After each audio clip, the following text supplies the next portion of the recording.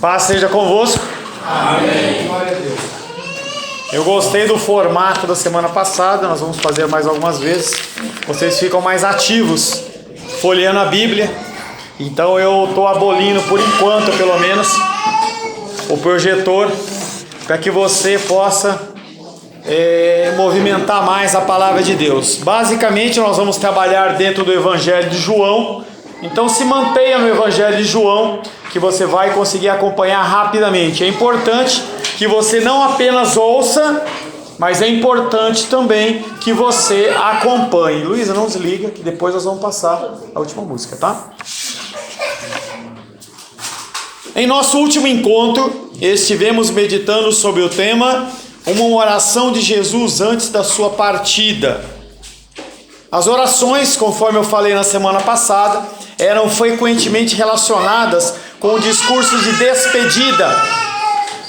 No mundo antigo, tanto na literatura judaica quanto na literatura grega. Orações têm sua eficácia diária em diversas situações. Entre elas, orações de saudação. A paz do Senhor, mais do que um cumprimento, é uma oração. Quando você diz a paz do Senhor, você está orando a Deus para que a paz de Cristo que há no seu coração vá para aquela casa, para aquele lugar. Orações de consagração, pastorado, local de culto, matrimônio, santa ceia. Orações de despedida, como a que Jesus fez no capítulo 17. O verso que ficou da semana passada foi João 17:1. Já deixe sua Bíblia aberta no Evangelho de João. Evangelho de João, capítulo 17, verso 1, que diz: Tendo Jesus falado estas coisas, levantou os olhos ao céu e disse: Pai, é chegada a hora. Glorifica o teu Filho, para que o teu Filho glorifique a ti. O que é singular nesta oração é quem faz essa oração e o momento em que ela é realizada. Ele, Jesus, é o Filho de Deus encarnado e está voltando ao Pai através de uma morte dolorosa e vergonhosa. Jesus ora para que o caminho que ele iniciou glorifique ao Pai e para que aqueles que o são seguidores, incluindo a minha vida e a sua vida, nós possamos ser preservados do mal. Jesus Cristo morre para que nós possamos ser protegidos, para que nós possamos ser guardados. A oração de Jesus é uma oração totalmente devotada a Deus e ao próximo. Jesus Cristo, ele entende a sua posição como servo, e quanto mais rápido você aprender a sua posição de servo, mais rápido você vai cumprir os propósitos dele para a sua vida. Que nós possamos nos espelhar em Jesus, e Jesus é o nosso modelo, e nós possamos dar primazia às nossas orações, não a nós. Nós já oramos demais, nós já somos abençoados demais. Nós temos que olhar para as vidas que padecem. Nós temos começado a orar em relação às pessoas que padecem por frio. Provavelmente você não tem dificuldade com frio por causa de blusa, por causa de manta, de cobertor. Você tem um lugarzinho quentinho para você deitar, dormir, tá? Mas uma grande parte das pessoas não tem esta capacidade, esta possibilidade. E nós temos que demandar. Seja sensível às situações que são apresentadas. Seja sensível ao jornal, às notícias que são dadas. Seja sensível às pessoas que estão à sua volta. Ore por elas. A palavra de hoje tem como título: Com Jesus saímos do domínio do mundo. É a única saída. Não há outra saída. A única saída do domínio deste mundo é se render a Cristo. Se você não se render a Cristo, você vai continuar lutando contra a sua própria carne e você vai perder. As coisas que são espirituais, elas vão ficar em segundo plano. Tudo que é espiritual fica em segundo plano, porque sempre aquilo que afeta a nossa carne é dado prioridade. Quero convidar você a abrir a palavra de Deus no Evangelho de João, capítulo 17. Meditamos na semana passada do verso 1 ao 5. Se Deus assim o permitir, nós vamos meditar do verso 6 até o verso 10. Evangelho de João, capítulo 17, verso 1 em diante. Acompanhe na palavra, não fique apenas com a minha palavra, acompanhe. Quando você lê e ouve, você tem, segundo os especialistas de ensino, dizem que você aprende mais. Quando você exercita mais sentidos, quanto mais sentidos você exercita, mais você capta. Então não deixe de acompanhar a leitura. Tendo Jesus falado estas coisas, levantou os olhos ao céu e disse: Pai, é chegada a hora, glorifica teu Filho, para que o Filho te glorifique a ti. Assim como lhe conferiste autoridade sobre toda a carne, a fim de que ele conceda a vida eterna a todos os que lhe deste. E a vida eterna é essa: que te conheçam a ti, o único verdadeiro Deus, e a Jesus Cristo, a quem enviaste. Eu te glorifiquei na terra, consumando a obra que me confiaste para fazer. E agora glorifica-me, ó Pai, comigo contigo mesmo, com a glória que eu tive junto de ti, antes que houvesse mundo. Verso 6: Manifestei o teu nome aos homens que me deste do mundo.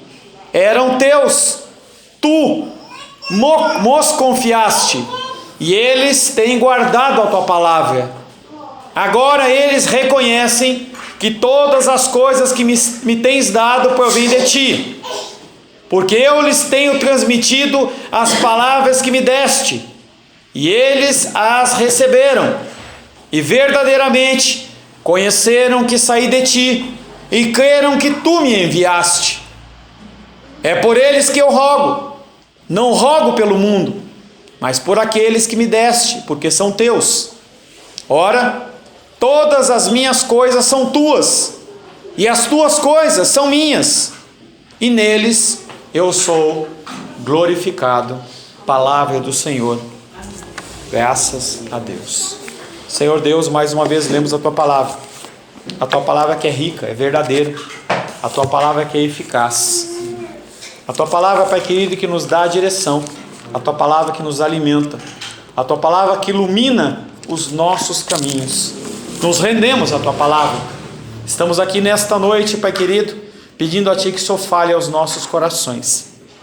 Que os nossos espíritos, que a nossa atenção seja totalmente fita no Senhor. Que todo e qualquer ruído, todo e qualquer incômodo, todo e qualquer, Pai querido, coisa que venha querer atrapalhar o nosso entendimento, seja como que bloqueado, e nós possamos, através do Teu Espírito Santo, Pai, nos fixar na meditação da Tua palavra. Peço a Ti, Senhor, que o Senhor mais uma vez me utilize, não pela minha sabedoria, não pelo meu conhecimento, não pelo meu tempo de cristianismo, mas por misericórdia ao Teu povo. Não permita, Senhor, que eu venha falar o que procede do meu coração, mas apenas aquilo que procede do Teu coração.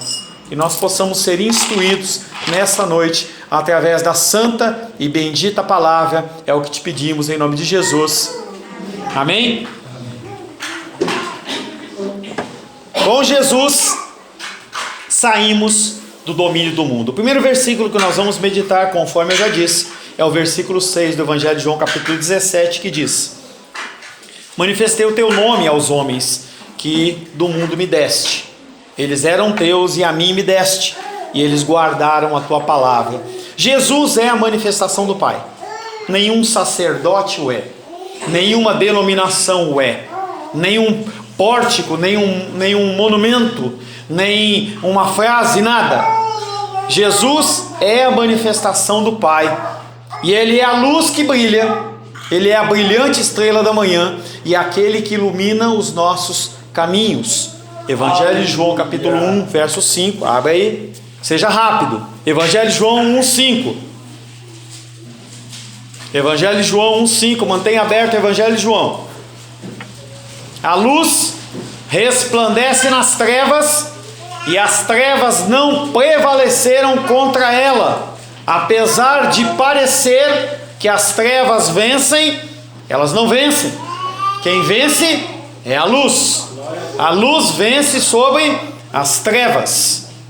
Jesus chega a fim de manifestar-se primeiramente a Israel, como revelação última e definitiva de Deus. Não há mais nenhum profeta, não há mais nenhuma revelação a mais, mas apenas a manifestação de Deus através de Jesus Cristo.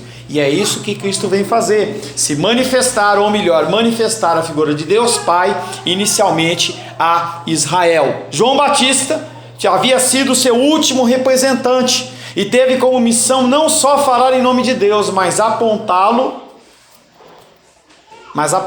presente em Jesus no meio do povo. João Batista falava de Deus, mas falava de Deus dizendo: esse Deus, ele vai ser manifesto no Messias. Olhem por Messias. Todo o discurso de João Batista era um discurso de despojamento. Importa que ele cresça e eu diminua. Eu não sou digno de desatar as suas sandálias. Jesus, tu vens a mim para ser batizado, eu que tenho que ser batizado por ti. Mas ele não deixa de cumprir o seu papel, que é ser a voz do que clama no deserto. Algo que foi profetizado lá em Isaías, falando daquele homem que abriria o caminho do Senhor. Ele foi o seu último representante. Em João 1,31, João Batista diz: eu mesmo não o conhecia, mas a fim de que ele fosse manifestado a Israel, vim por isso, batizando com água. João Batista sabia que ele tinha uma função específica e ele não queria usurpar nenhuma outra. Ele sabia para que Jesus Cristo tinha vindo. Jesus é a revelação do Pai e ela está de Gênesis a Apocalipse. Você encontra Jesus em Gênesis, você encontra Jesus em Deuteronômio, você encontra Jesus em Josué, em Isaías, Jeremias, Lamentações, em todos os livros da Bíblia, porque o objetivo das Escrituras Sagradas é revelar a figura de Cristo, que revela a figura do Pai.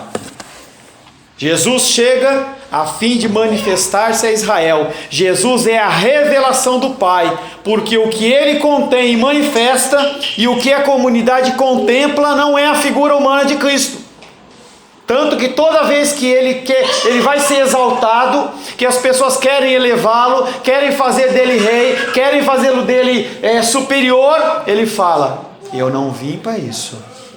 E ele vai e foge para o monte, e ele vai orar, porque não é a hora, não é o momento, e ele sabe disso.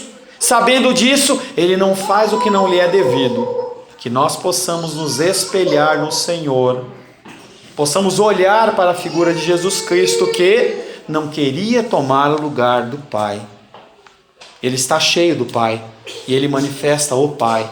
João 1,14. Evangelho de João 1,14. E o Verbo se fez carne e habitou entre nós, cheio de graça e de verdade, e vimos a sua glória, glória como do unigênito do Pai. Jesus Cristo, ele se faz carne não para manifestar a sua glória, mas para manifestar a glória do Pai. Jesus, que veio a fim de manifestar-se a Israel, conforme nós lá já lemos em João 1,31, nega-se a manifestar-se ao mundo. Evangelho de João 7,4.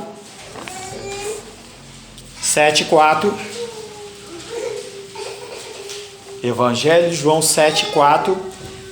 Porque ninguém há que procure ser conhecido em público e contudo realize os seus feitos em oculto. Se faz essas coisas, manifesta-se ao mundo. E aí o que acontece é que os irmãos de Jesus veem Cristo falando do amor do Pai, mas ele não entende.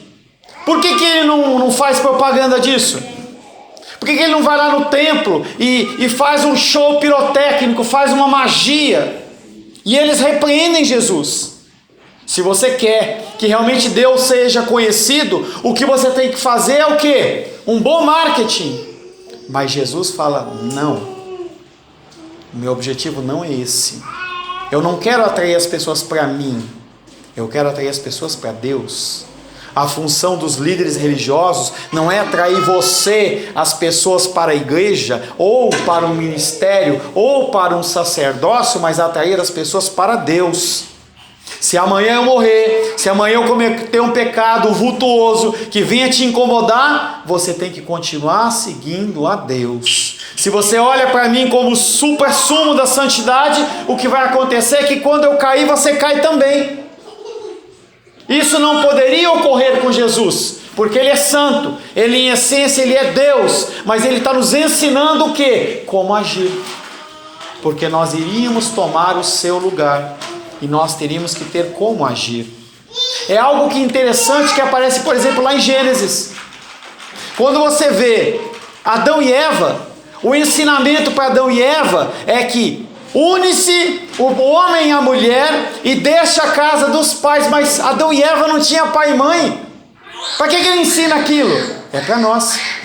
Então os ensinamentos que tem nas Escrituras são para nós, para que a gente aproveite, para que a gente aplique em nós.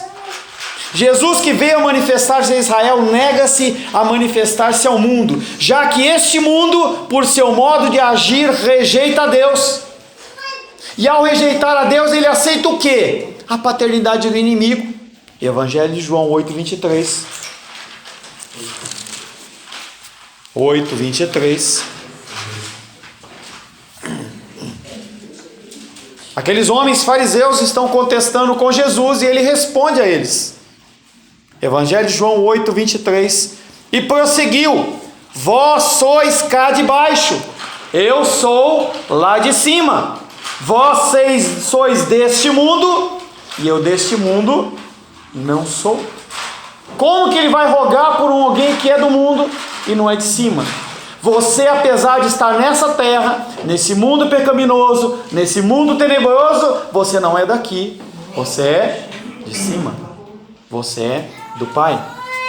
Quem, todavia, pratica a lealdade para com o homem, manifesta que as suas obras são realizadas em união com Deus. Quando você age aplicando a palavra em meio aos homens, manifestas que você é de onde? De cima. Você não é de baixo. Tinha até um programa, né? Sai de baixo. Não, sai de baixo, realmente. Sai de baixo e vai viver em cima. Nós temos que entender que a nossa função aqui na terra é aplicar os escritos do Senhor, não nas nossas vidas, mas no próximo. Nós temos que abençoar vidas. Nós temos que alcançar vidas. Quem todavia pratica a lealdade para com o homem, manifesta que as obras de Deus são realizadas em união com Deus, porque você não consegue fazer sozinho. Se você for deixado segundo a sua vontade, o que vai acontecer é que nem aquela água do ralo que eu tenho dado esse exemplo com frequência. Você está lavando o banheiro e a água vai sempre para o ralo. Se você não tem a figura de Deus na sua vida, vai sempre para a sua vontade, não para a vontade de Deus. Quem todavia pratica a lealdade para com o homem, manifesta que as suas obras são realizadas em união com Deus. E são estes, apenas estes, que Deus entrega a Jesus. E para essas pessoas é que Jesus, nesse momento, levanta a sua voz em oração. Manifestei o teu nome aos homens que do mundo me deste. Não é para todo mundo. Não é para todo mundo. Essa dádiva não está baseada em nada relativo ao que você faça. Nada do que você faça pode mudar os desígnios de Deus. Mas eu gosto de ir para o monte. Vá para o monte, é gostoso orar. Coloque uma blusinha, leve uma mantinha. É gostoso orar no monte, não há problema. Mas não há diferença nenhuma de você orar no monte, orar lá em Jerusalém, ou orar dentro do seu quarto. Não faz diferença. Deus, ele é onipotente, onipresente e onisciente, não faz diferença nenhuma. Você pode se sentir melhor, mas é só isso. É algo emocional. O nosso Deus, ele não é emotivo. O nosso Deus, ele é racional. Não teria sentido ele se manifestar mais em Israel. E aí você não tem 5, 6, 7 mil reais para ir para Jerusalém. Quer dizer que quem tem dinheiro para ir para Jerusalém tem mais contato com Deus? Eu tenho certeza que se você subir ao Monte Sinai, ou se você entrar dentro do túmulo de Jesus, você vai se sentir assim emocionalmente, eu estou aqui. Mas é você, não é Deus. Elas, as pessoas, eu e você, fazíamos parte do mundo ímpio, mas Deus as entregou a Jesus, tirando-as do mundo. Quem tira você do mundo é Jesus. Não estou descartando a sua responsabilidade de confessar Jesus Cristo como Senhor e Salvador. Nós temos falado isso com muita frequência. Você tem responsabilidades. Amém? Amém. Você tem responsabilidades, mas a ação provém de Deus.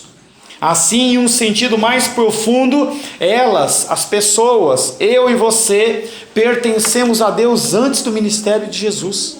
Porque no versículo que nós lemos de João capítulo 7, verso 6, ele fala, eles eram teus.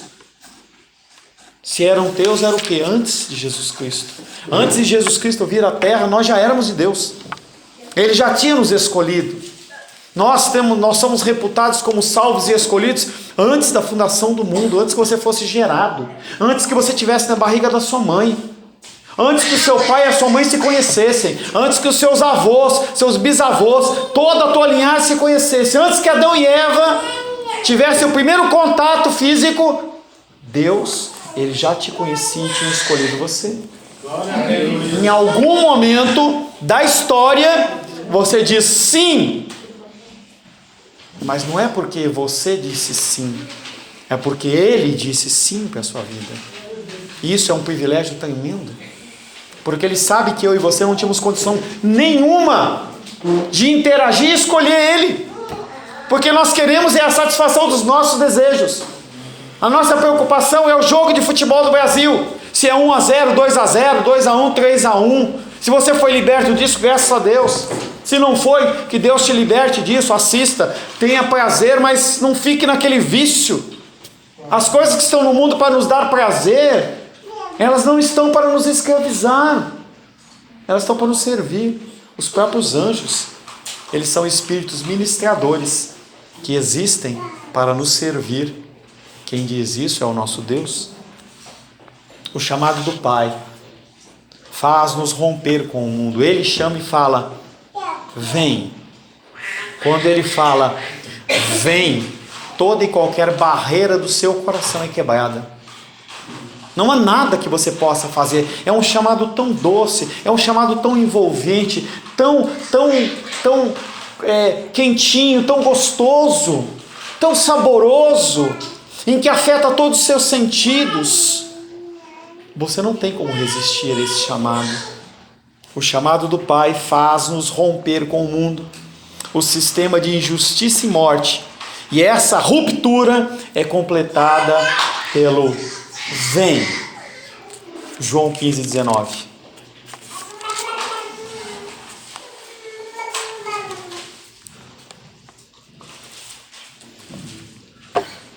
Abriu aí, Moisés? Abre aí. João 15, 19. Se vós fosseis do mundo, o mundo amaria, se vós fosseis do mundo, o mundo amaria o que era seu. Como todavia, não sois do mundo, como todavia, fostes escolhidos antes da fundação do mundo, como todavia, quem ilumina o caminho de vocês é a luz. Pelo contrário, dele vos escolhi, por isso o mundo vos odeia. Quando Deus te chama, há uma ruptura, e muitas coisas que você tolerava, você não tolera mais. Tem algumas coisas na minha vida que são pontuais.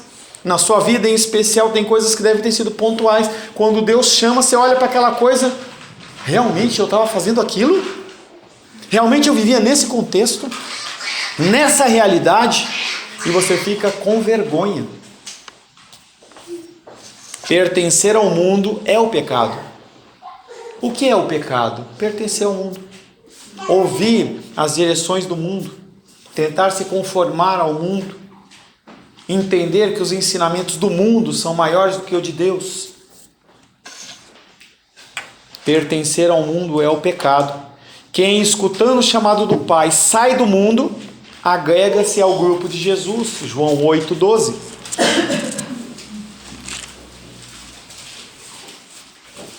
Quando você ouve o chamado de Jesus, você muda de turma. Você está numa turma que parece que é legal, mas você começa a olhar para essa turma e fala, não, esse grupo não é o meu. Eu olho para as coisas que as pessoas dão tanto valor e eu falo, por que isso? João 8,12. De novo lhes falava Jesus dizendo, eu sou a luz do mundo. Quem me segue não andará nas trevas. Pelo contrário, terá a luz da vida. Mas o mundo vai te odiar. Porque você enxerga coisas que elas não enxergam. Você consegue ler um texto bíblico e a Bíblia fala com você. Você consegue ouvir um louvor e aquele louvor fala com você. Você consegue olhar para um céu e você consegue ver que mesmo um céu todo nublado, no outro dia vai raiar um sol. E as pessoas não conseguem ver isso. Aqueles que respondem positivamente à sua oferta são os discípulos que vêm cumprindo a mensagem do Pai, que é a mensagem de Jesus. É uma mensagem de amor. A sua vida não é uma vida de ser um acusador. A sua vida não é uma vida de você ser opressor das pessoas. Você é chamado para amar. Não quer dizer que amar as pessoas não repreenda. Você não tem que repreendê-las.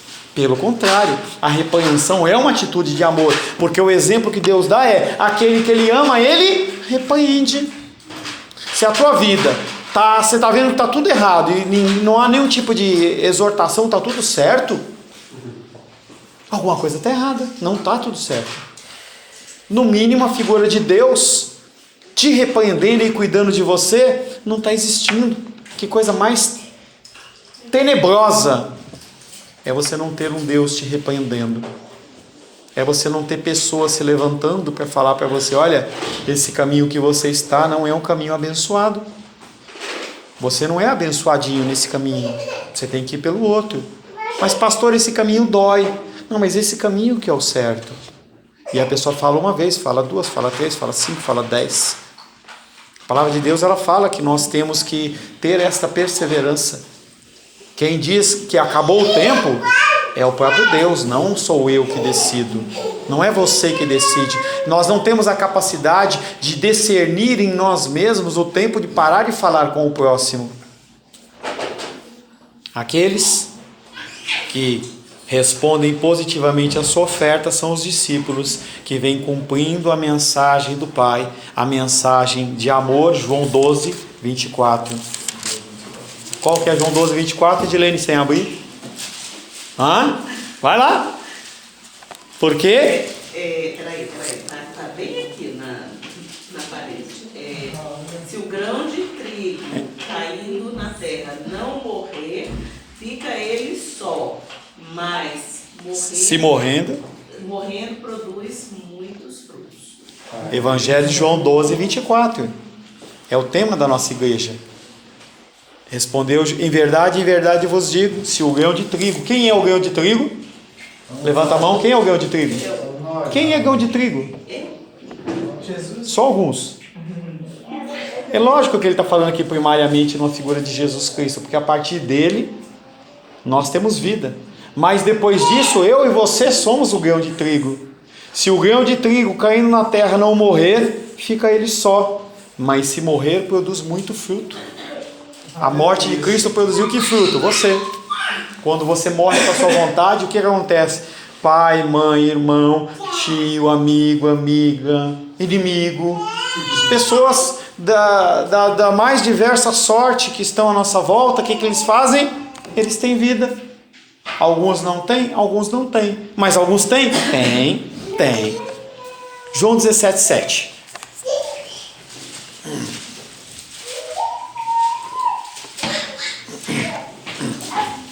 João 17, 7.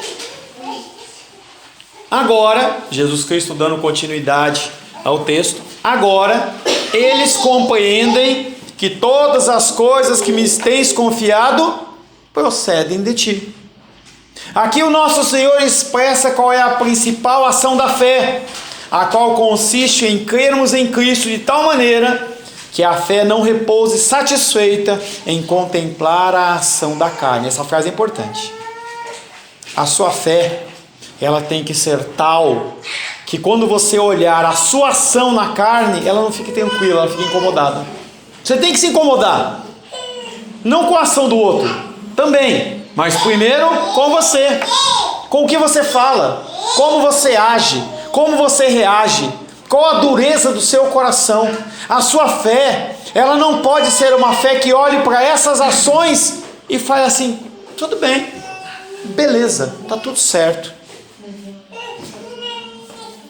Mas que luta na busca da santificação progressiva. Você olha para o seu agir, para o seu reagir, e você fala, eu preciso mudar. E aí você muda, passito, passito. Cada dia um pouquinho. Às vezes você dá um passo para frente e volta 3 para trás.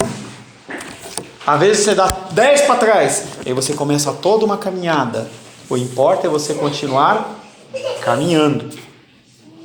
Eles podem não ter entendido que o seu Messias tinha que morrer. A gente vê a figura dos discípulos e eles não entenderam que o seu mestre tinha que morrer. Eles não entenderam que ele tinha que ressuscitar. Eles não entenderam que ele deveria abraçar e cumprir na sua própria pessoa os temas do Antigo Testamento. Eles não entendiam o sacrifício, eles não entendiam o sacerdócio, eles não entendiam o sofrimento, mas eles chegaram à profunda convicção que Jesus Cristo era o mensageiro de Deus. Eles não entenderam a mensagem na íntegra, mas eles entenderam parte dela, que é o que Jesus Cristo está exaltando. Eles não entenderam a grande parte das coisas, mas eles entenderam que tudo que eu fiz, Jesus, procede de Deus. Eles chegaram à profunda convicção de que Jesus era o mensageiro de Deus, que ele fora enviado por Deus e que tudo que ele ensinava era a verdade de Deus. Mateus 16:16, segura João com a mão e volta lá em Mateus 16:16.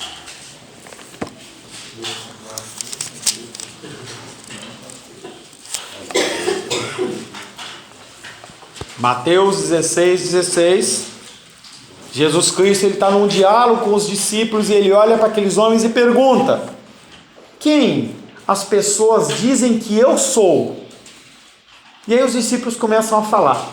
E aí Pedro se levanta em Mateus 16:16 diz: tu és o Cristo, o Filho do Deus vivo. E aí Jesus Cristo fala: porque não foi carne e sangue que te revelaram, mas foi o Pai que está nos céus. Não procede dele, procede dos céus. A revelação de Jesus Cristo na sua vida não procede do teu estudo, da tua dedicação, porque o seu pai foi pastor, porque sua mãe viveu na igreja, oração. Não, é porque Deus revelou. Porque senão você teria uma auréola de cristão e não seria cristão. Quantos homens e mulheres com ascendência cristã não são cristãos na verdade? Se não percebermos, se não recebermos Deus em Cristo, nós vamos continuar incessantemente em hesitação. Hesitando, hesitando, hesitando. Se você não entender a figura divina de Cristo, revelando Deus, se você não entender a manifestação de Jesus Cristo nas Escrituras, você vai continuar como um cristão que fica o quê? Hesitando. Acredito, não acredito. É Deus, não é Deus. João 17:8.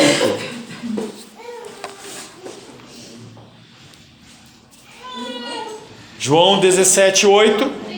As palavras que tu me deste, Jesus Cristo falando para Deus, as palavras que tu me deste, eu as dei a eles. Eles quem? Os discípulos. Eles a receberam, reconheceram que verdadeiramente saí de ti, e creram que tu me enviaste. Ele expressa a forma deste conhecimento. Não é você saber versículo de cor, é bênção você saber versículo de cor. Teve uma época na igreja, no comecinho da nossa igreja, que a gente tinha uns desafios, em que a gente decorava uns salmos, Salmo 1, Salmo 3, uns salmos com até 6 versículos. É bênção. Quando você tem os versículos gravados no teu coração, é mais fácil você declarar, como a Edilene foi e falou. Quando vem o momento da luta e dificuldade, se ela puxa um versículo desse na mente dela, ela entende o quê? O sofrimento tem um propósito, tem um motivo. E aí o coração faz as quê? Ele expressa a forma deste conhecimento. É porque já receberam a doutrina que ele lhes ensinou. Mas para que ninguém pense que a sua doutrina é humana ou terrena em sua origem, ele declara: o que eu falo não é de mim. O que eu falo não é dos meus ensinos, dos meus estudos. Não é dos meus 30 anos de vida. Você chega para a pessoa e você não vai falar daquilo que você acha ou do que você pensa. Você fala daquilo que habita no seu coração. Ele fala na pessoa de um servo de Deus, que nada ensinara senão o que havia recebido do Pai. Você tem que ensinar algo que procede do seu coração? Não. Pastor, eu não conheço muito da Bíblia. Conheça mais. Mas não deixe de falar daquilo que você conhece. Se você conhece apenas João 12, 24, fale de João 12, 24. Use esse versículo exaustivamente. Se você conhece só João 3,16, fale de João 3,16. Se você conhece só o Salmo 23, fale do Salmo 23. Mas não deixe de falar. Ele fala na pessoa de um servo de Deus que nada ensinara senão o que havia recebido do Pai, porque sua condição pessoal era ainda humilde, ainda na carne. Algo que nós estamos estudando lá de manhã no livro de... Quem que Paulo está fazendo? Atestando o quê? Que a palavra não é dele, mas é de quem? Deus. Gálatas 1, 11 e 12. Não precisa abrir se você não quiser. Gálatas 1, 11 e 12. Faço-vos, porém, saber, irmãos, apóstolo Paulo, falando da igreja da Galácia, que estava balançada nos ensinos do Senhor, estava ouvindo falsos mestres. Faço-vos saber, porém, irmãos, que o evangelho por mim anunciado não é segundo o homem. Não é eu, Paulo, que estudei com Gamaliel, que sei falar 3, 4 línguas, que tenho uma retórica boa, que sei falar com a entonação de voz. O evangelho por mim anunciado não é segundo o homem, porque eu não recebi, não aprendi de homem algum, mas mediante revelação de Jesus Cristo. Mas, espera um pouquinho, o apóstolo Paulo não tinha estudado? Estudou, mas ele não entendeu nada. Ele falava de algo que ele tinha ouvido falar. Ele tinha a interpretação dele, a interpretação do que os judeus falavam. Mas agora ele tem a interpretação do Espírito Santo de Deus. Porque a palavra mata e o Espírito vivifica. Glória a Deus.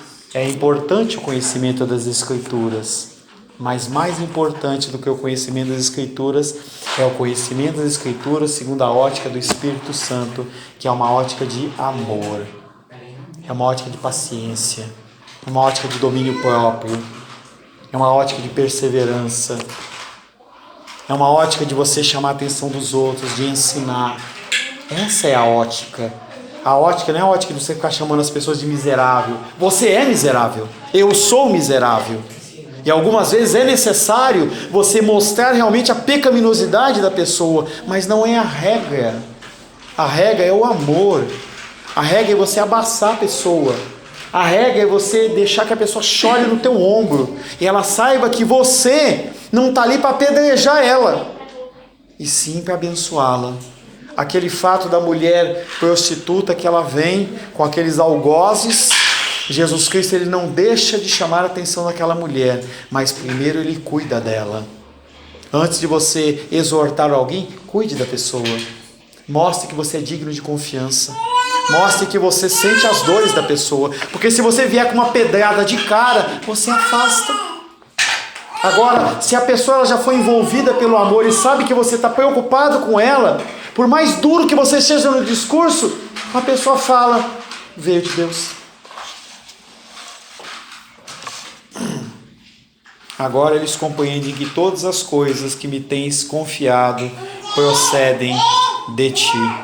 Aqui o nosso Senhor expressa qual é a principal ação da fé, a qual consiste em crermos em Cristo de tal maneira que a fé não repouse satisfeita em contemplar a ação da carne.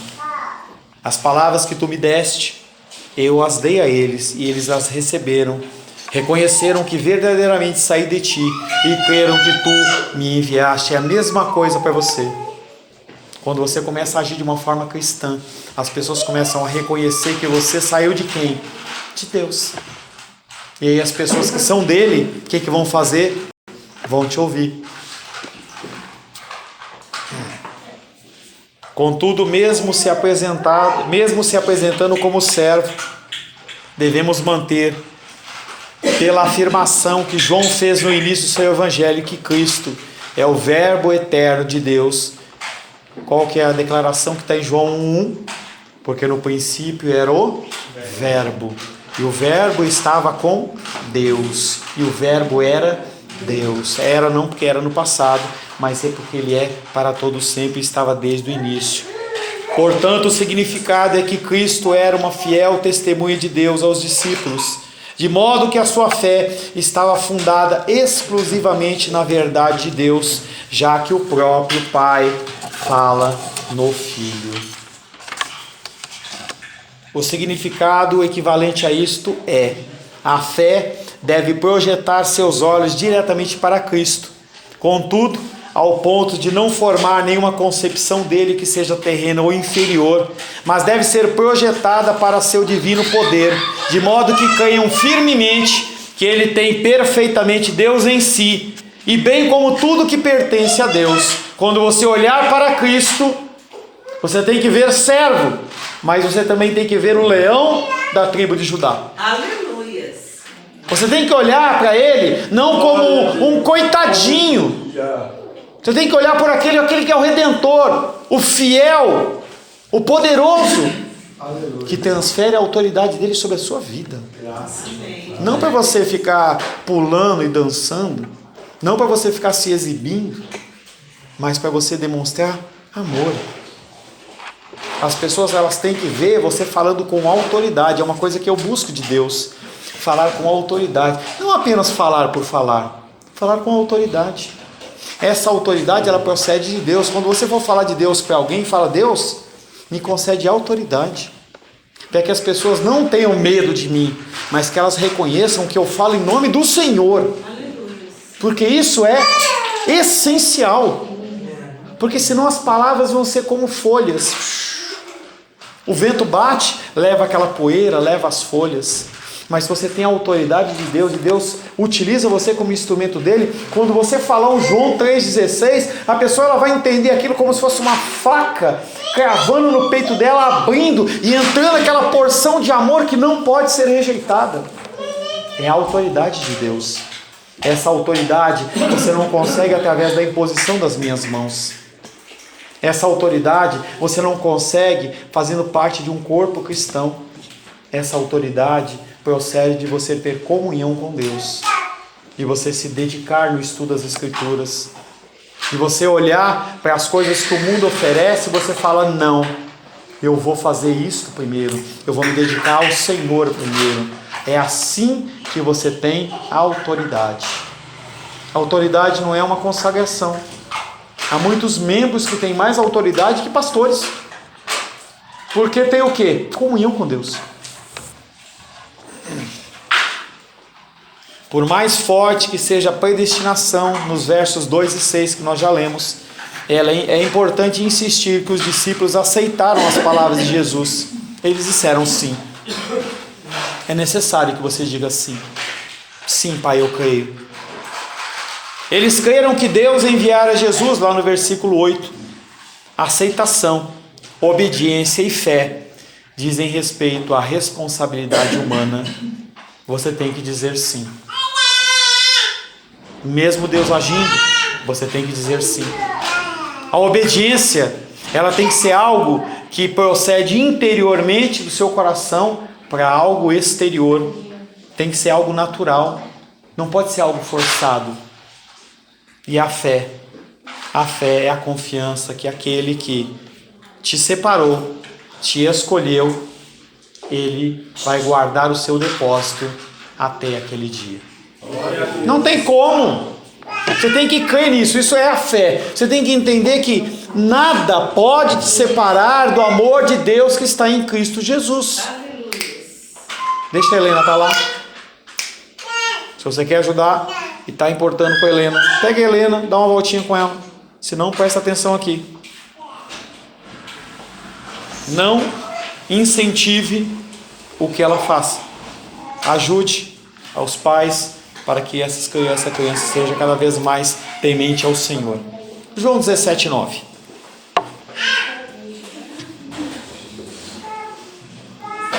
João 17:9. É por eles que eu rogo, não rogo pelo mundo, mas por aqueles que me deste, porque são teus. Novamente, ele traz o conceito de que nós somos de Deus.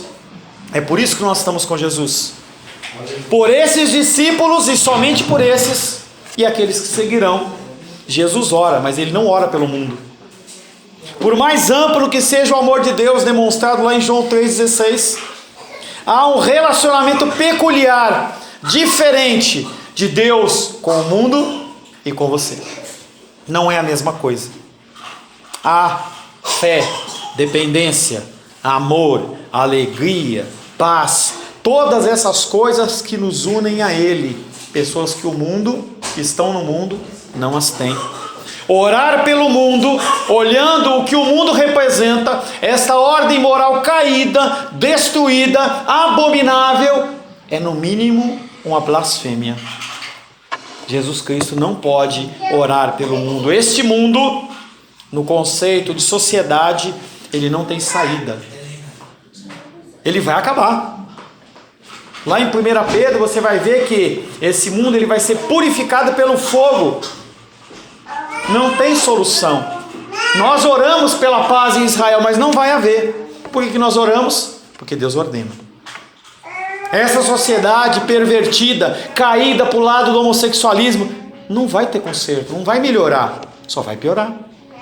E nós oramos para que a coisa melhore, mas obediência ao Senhor. Orar pelo mundo é uma blasfêmia, nesse caso de Cristo. Há esperança somente para alguns que nesse mundo fazem parte do mundo, se converterão e vão se juntar àqueles que Jesus Cristo que diz que são seus.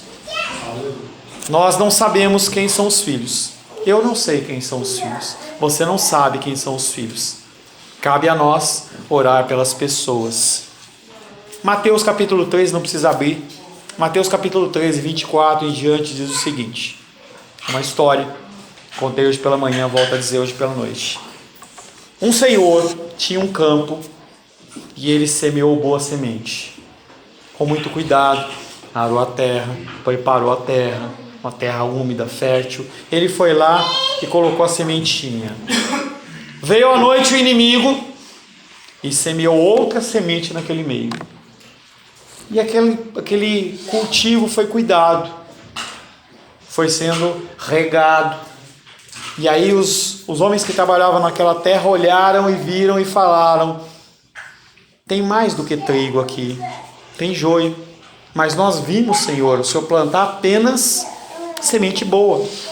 O Senhor quer que a gente tire o joio? Ele fala: não, porque se eu tirar o joio, pode ser que eu tire o trigo também. Haverá o tempo, no dia da colheita, em que haverá a separação. Se tira, se colhe tudo, separa-se o joio do trigo, o trigo vai para o celeiro e o joio vai para ser queimado. Nós não sabemos quem é o joio e nós não sabemos quem é o trigo. Por isso que não cabe a nós julgar, apenas ensinar. Oramos pela salvação de todos e deixamos ao critério divino os que ele bem sabe são reprováveis. Importante afirmar que o rogo que Jesus faz agora pelos seus não se refere a necessidades particulares. Jesus Cristo não está rogando pela sua geladeira nova. Jesus Cristo não está rogando ao Pai pelo seu casamento, pelo seu trabalho. Ele está rogando por algo muito mais importante. Jesus Cristo, ele roga pela sua comunidade no meio do mundo para que você fique sendo preservado do mal. Último versículo, João 17:10. Jesus afirma: tudo que é meu é teu. Tudo que é teu é meu. Neles se revela a minha glória. O que pertence ao Pai, pertence ao Filho. E o que pertence ao Filho, pertence ao Pai. Os discípulos são do Pai e são de Jesus. Você pertence a Jesus como pertence ao Pai. Os discípulos são objetos do amor inseparável dos dois e a ambos pertencem. Nada pode separar você do amor de Deus que está em Cristo Jesus. Nada. Nem você, nem você. Ser do Pai não significa propriedade, mas sim símbolo de família. Quando você pertence ao Pai, é o sentido de que você faz parte da sua família. São os que vivem ou que vão viver no lar do Pai, unidos pelo vínculo do Espírito. João 14, 2 e 3. Evangelho de João, capítulo 14, verso 2 e 3. Na casa do meu Pai há muitas moradas. Se assim não fora, eu vou-lo teria dito. Pois vou preparar-vos lugar, e quando eu for e vos preparar lugar, voltarei e vos receberei para mim mesmo, para que onde eu estou, estejais vós também. Quem que ele está falando? Aqueles que antes da fundação do mundo foram escolhidos por Deus. A quem ele está se direcionando? Aqueles que Jesus Cristo disse: olha, aqueles que o Pai me deu, esses que o Pai me deu, são meus. Por esses eu rogo, por esses eu oro. Hoje o povo está animado. Não rogando pelo mundo, mas pelo contrário, rogando pelos discípulos. Jesus distingue os seus do sistema injusto e você é diferente das pessoas do mundo. Você não é igual. Não é porque você é melhor, não é porque você está na igreja cristã Semente de Vida, nada disso. Você é diferente porque você foi separado por Deus. Eles, discípulos, constituem a comunidade da vida, reunida em torno do Pai de Jesus. Jesus, ele traça assim a fronteira entre a esfera da vida e luz com as trevas e morte. João capítulo 1, verso 4 e 5.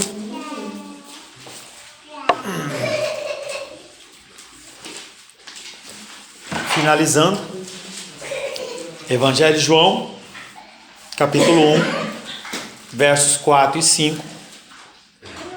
A vida estava nele, e a vida era a luz dos homens. A luz resplandece nas trevas, e as trevas não prevaleceram contra ela. Aleluia. É a separação. Aqueles que aceitam Cristo vivem com Ele eternamente. A pergunta que eu deixo para você meditar é: em que lugar você vai estar quando tocar a trombeta do Senhor? Aonde você vai estar? Será que você vai estar nos caminhos do Senhor? Ou você vai estar vivendo a sua vida? Você está preocupado com as coisas que procedem da sociedade, do trabalho? O que vai acontecer? Feche seus olhos. Senhor Deus, reconhecemos o poderio do mundo. Reconhecemos a força e a influência da sociedade sobre as nossas vidas. Reconhecemos, Pai querido, que não temos força nenhuma para seguir em frente. Mas também reconhecemos que por não proceder de nós, a nossa salvação está em Ti. Amém. E por estar em Ti, Senhor, nós podemos nos alegrar. Nós podemos nos alegrar que nós temos um Deus maravilhoso, um Deus soberano e poderoso, um Deus que nos escolheu antes da fundação do mundo e nos entregou a Jesus Cristo. E entregues a Jesus Cristo, nós nunca ficaremos separados do Senhor. Amém. Glória a Deus. Nos dá forças, Pai, para as mudanças que são necessárias. Algumas mudanças são gritantes, são urgentes, outras nem tanto. Que nós possamos colocar o foco naquelas que realmente precisam ser executadas de uma maneira mais urgente, Pai. Que nós possamos, Pai, olhar para as atividades laborais do dia a dia, mas nós possamos entender que é muito mais importante estar na Tua casa do que em 1000 outros lugares. É muito mais importante estar na Tua presença do que perante 1000 outras pessoas. Apenas através do convencimento do Teu Espírito Santo isso é possível. Te louvamos, Pai, porque mais uma noite o Senhor nos dá a oportunidade de ouvir a Tua voz e a Tua palavra. Em nome de Jesus. Amém. Amém. Glórias ao Senhor.